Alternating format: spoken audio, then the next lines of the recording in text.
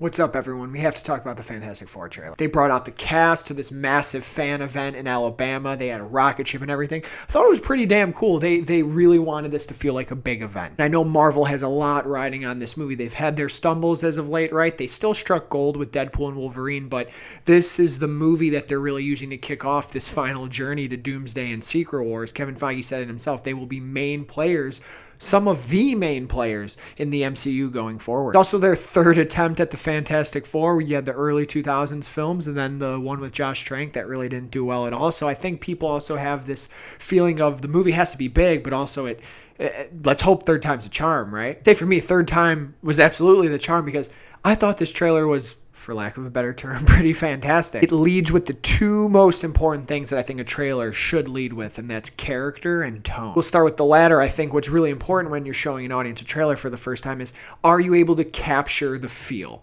Are you able to immerse them in the world of the story that you're going to tell and make it visually appealing at the same time? Right away, this trailer gives you these retro 60 vibes that I think are really, really appealing. And it is kind of like the Jetsons in a way with a bit of that futuristic punch in there.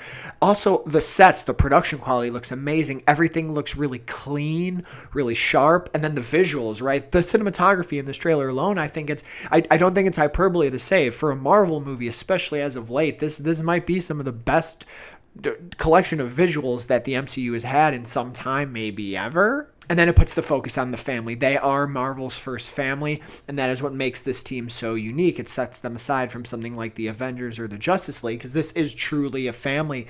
You have Sue Storm, played by Vanessa Kirby. I actually called her casting about 3-4 years ago. I thought she would be great, and I think she proved me right in this trailer. She seems to be the glue holding everyone together. She's seeing the positive. She's seeing the warmth and love in this family. I also like how it starts with Reed Richards basically explaining what really happened to them. So giving you a taste of the origin and how it really was a tragedy. You know, at one time they were normal people, these normal scientists, and now Mr. Grimm's a rock, and Sue's invisible, and Johnny's able to catch fire. And I think that really brings you into the mind of Reed Richards, who is someone who is obsessed with trying to solve every problem and fix everything. And the Fantastic Four, let's be honest, is also a mistake, right? It's something that was a very tragic event that happened to them, and they're all different because of it. And Sue then parallels, but also tries to give this other point of what are they going to do with it, and they'll handle it all together as a family, and they're going to actually do something with what they were given. And I think that's a really important message to an audience. I want to highlight Ebon Moss-Backrack's Ben Grimm / The Thing. When he was cast, I was very, very excited. I'm a big fan of his work on The Bear. I think he's incredible in that show.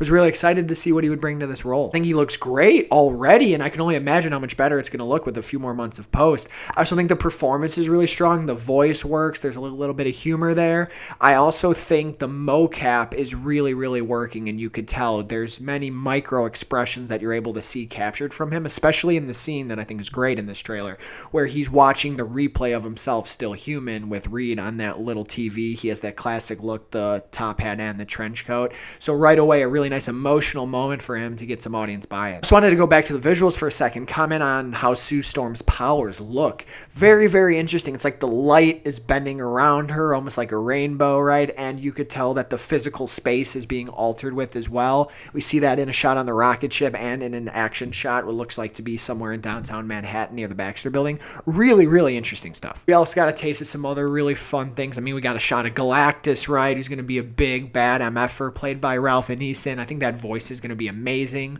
We got our first look at Herbie as well. Fun little robot. People like this kind of stuff. So I just think all in all, this trailer did a really nice job of establishing the Fantastic Four, getting you to care about them as much as you can about this moment in time, and giving you something that looks visually appealing and pretty fun and pretty unique compared to other things in the genre. I want to know your thoughts. Give me your thoughts on the Fantastic Four trailer and what your excitement level is for this movie overall. Thanks for watching.